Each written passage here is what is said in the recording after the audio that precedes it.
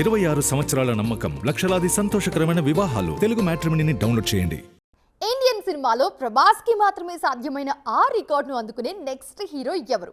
షారూక్, ఎన్టీఆర్, రజనీకాంత్ లాంటి అగ్ర హీరోల వల్ల కూడా కానీ ఈ హ్యాట్రిక్ రికార్డును విజయ్ కూడా మిస్ చేశారు.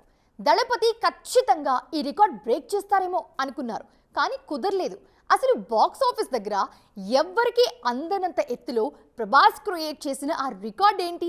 కింగ్ ఆఫ్ ఓపెనింగ్స్ అని చాలా మంది హీరోల్ని అంటారు, కానీ ప్రభాస్ మాత్రమే దీనికి న్యాయం చేస్తున్నారు.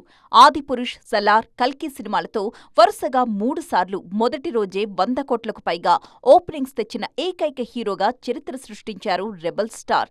ఇండియాలో మరే ఇతర స్టార్ హీరోకి సాధ్యం కాని ఈ అరుదైన హ్యాట్రిక్ కేవలం ప్రభాస్ ఖాతాలో మాత్రమే భద్రంగా ఉండిపోయింది.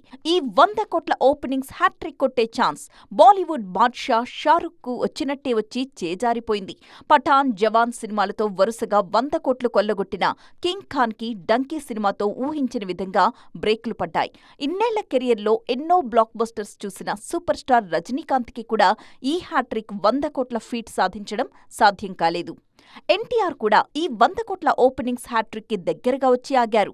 RRR, దేవర సినిమాలతో మొదటి రోజే 100 కోట్లకు పైగా కలెక్ట్ చేసిన తారక్ వార్ 2 మూవీతో హ్యాట్రిక్ చేరుకోలేదు. తాజాగా విజయ్ కూడా ఈ రికార్డ్స్ చేజార్చుకున్నారు. లియో, గోట్ సినిమాలతో మొదటి రోజే సెంచరీ కొట్టిన విజయ్ తాజాగా జననాయగన్ 100 కోట్ల ఓపెనింగ్ తీసుకురాలేదు.